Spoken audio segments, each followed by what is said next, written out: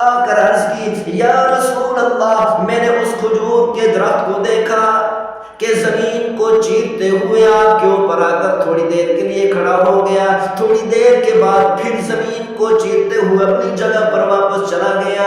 محبوب صلی اللہ علیہ وسلم نے ارشاد فرمایا کہ اس کھجور کے درخت نے اللہ تعالیٰ سے اجازت مانگی، اے میرے پروردگار مجھے اجازت عنایت فرما دے، میں اپنے محبوب صلی اللہ علیہ وسلم کی جا کر زیارت کر لوں۔ میری زیارت کرنے کے لیے وہ کھجور کا درخت زمین کو چیرتا ہوا آیا۔ ایک مرتبہ پیغمبر صلی اللہ علیہ وسلم نے حضرت ابو ہریرہ رضی اللہ تعالی عنہ سے فرمایا، بکرے کا گوشت پک رہا تھا، محبوب صلی اللہ علیہ وسلم نے ابو ہریرہ سے فرمایا یا ابا ہریرہ اس گوشت کے اندر سے دستی نکال کر دو۔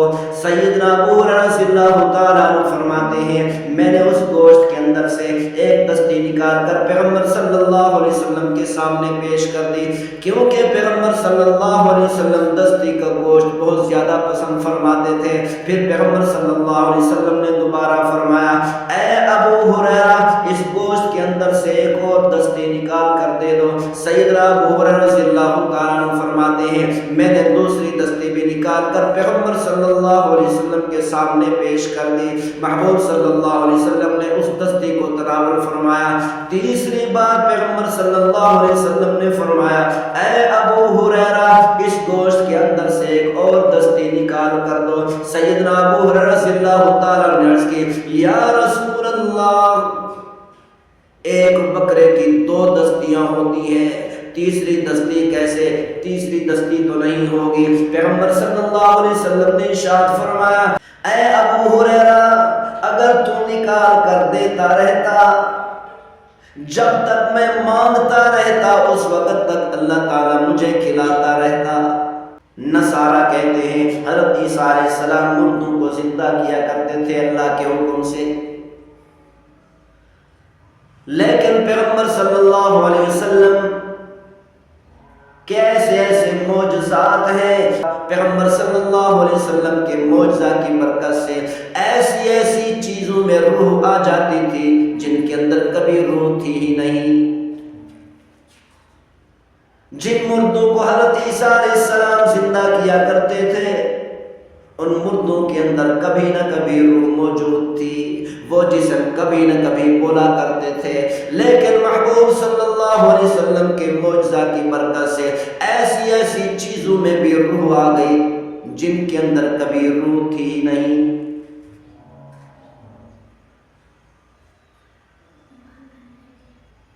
روایت کرنے والے صحابہ رضی اللہ تعالیٰ عنہ فرماتے ہیں جب حضرت تمیم داری رضی اللہ تعالیٰ عنہ صحابی منبر بنا کر لے آئے، پیغمبر صلی اللہ علیہ وسلم کے لیے مسجد نبوی کے اندر سیٹ کر دیا۔ محبوب صلی اللہ علیہ وسلم منبر بننے سے پہلے کھجور کے خشک تنے پر بیٹھ کر خطبہ ارشاد فرمایا کرتے تھے۔ جیسے ہی محبوب صلی اللہ علیہ وسلم اس تنے کو چھوڑ کر منبر پر تشریف فرما ہوئے تو کھجور کے اس خشک تنے کے اندر سے رونے کی آوازیں آنے لگی، اتنی زور زور سے آوازیں آنے لگی کہ صحابہ کرام نے سن لیا، حتیٰ کہ محبوب صلی اللہ علیہ وسلم کو منبر سے اتر کر آنا پڑا۔ محبوب صلی اللہ علیہ وسلم منبر سے اتر کر تشریف لے آئے، کھجور کے خشک تنے کو اپنے سینے سے لگایا۔ محبوب صلی اللہ علیہ وسلم نے کھجور کے اس خشک تنے کو اپنے سینے سے لگا کر اس کو چپ کرایا۔ جب وہ خاموش ہونے لگا، جیسے چھوٹا بچہ رو رو کر خاموش ہوتا ہے، سسکیاں بھرتا ہے، ایسے ہی کھجور کے خشک تنے کے اندر سے سسکیوں کی آوازیں آ رہی تھی۔ جس خشک تنے کے اندر کبھی روح موجود نہیں تھی، کبھی روح آئی نہیں تھی، محبوب صلی اللہ علیہ وسلم کے معجزہ کی برکت سے اس خشک تنے کے اندر بھی روح آ گئی۔ ایک صحابی رضی اللہ تعالیٰ عنہ فرماتے ہیں ایک مرتبہ سفر میں تھے، صحابہ اکرام درختوں کے نیچے آرام کر رہے تھے، محبوب صلی اللہ علیہ وسلم بھی ایک درخت کے نیچے آرام فرما رہے تھے۔ میں کیا دیکھتا ہوں کہ کھجور کا درخت دائیں ہلتا ہے، بائیں ہلتا ہے، آگے ہلتا ہے، پیچھے ہلتا ہے، زمین کو چیرتے ہوئے محبوب صلی اللہ علیہ وسلم کے اوپر آ کر جھک کر کھڑا ہو گیا۔ کچھ دیر کھڑا رہ گیا، کچھ دیر کے بعد واپس اپنی جگہ پر چلا گیا۔